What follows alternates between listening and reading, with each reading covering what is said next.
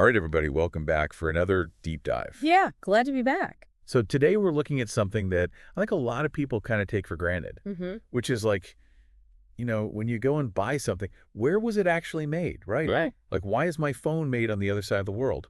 But the furniture I just bought was made right here in town. Yeah, great question. And it turns out there's a pretty interesting economic logic behind all those decisions. Exactly. And we've got a great excerpt here from a business textbook on international strategy. It really gets into the nitty-gritty of why companies make the decisions they do about where to put their factories.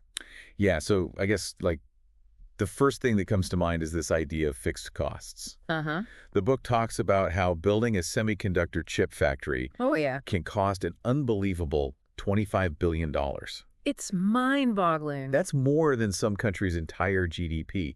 What makes those factories so insanely expensive? I mean, think about it. Those tiny computer chips, they're so complex. And manufacturing them requires an incredibly controlled environment. I can imagine. We're talking like dust-free, clean rooms, the most precise machinery you can get, Right. robots, highly trained technicians. Specialized robots, all that adds up. All of that adds up to that huge price tag. Exactly. Yeah, so if a company's dropping $25 billion on a factory, they're going to want to make sure they get a good return on that. Absolutely. They want to maximize their efficiency and serve as much of the global market as possible from that one location. Makes sense. So they pick one really strategic spot and try to ship everything from there. Exactly. But then you look at something like furniture, which, for the most part is made a lot closer to where it's actually being sold. Right, and that's where we get into the flip side of this whole fixed cost equation. Okay. So with furniture, the fixed costs are much lower, meaning setting up a factory is relatively inexpensive. Gotcha. So companies have more flexibility. So they could have,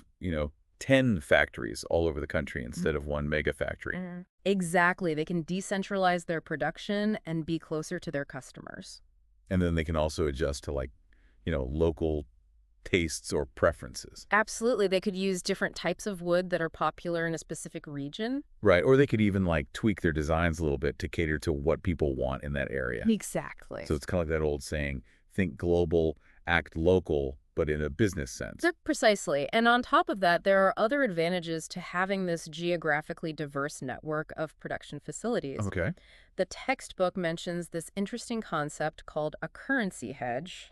Currency hedge. I gotta admit, it sounds a little intimidating. Yeah, it's a fancy term. Can you break that down for me a little bit? Sure. So let's imagine a company, let's say they make clothing, and they have factories in both the U.S. and Europe. Okay.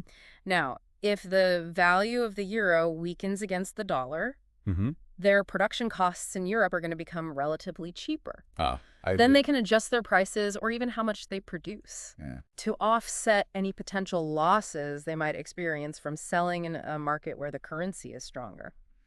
So it's kind of like having a built-in safety net to protect against the fluctuations of the global economy.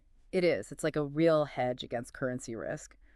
That's really fascinating. So it's not just about how much it costs to set up a factory, but also thinking about those exchange rates. Yeah. And don't forget about other factors, too, like transportation costs. Oh, yeah, of course. Political stability in the region, even access to skilled labor. Yeah, if you need workers who have really specific skills. You're going to have to centralize production in an area where you can find those folks. Wow, so there's like a whole web of factors that companies have to consider. Absolutely. It's like they're playing a giant game of chess, but instead of moving pieces around, they're moving factories around the world. That's a great way to put it. So like the main takeaway here, I guess, is that fixed costs, they play a huge role in shaping a company's global strategy. Definitely. But it's not the only factor. Right. It's just one piece of the puzzle. Exactly. So I guess as we go about our day-to-day lives, we're surrounded by all these products. Yeah. Our clothes, our electronics, the food we eat, all of it comes from somewhere. Right. And it's interesting to think about, where was it made? Why was it made there? What does that tell us about the company that made it? It's a really fascinating lens to look at the world through. For sure. All right. Well, on that note, thanks for joining us for another deep dive. Absolutely. Always a pleasure. We'll see you next time. See you later.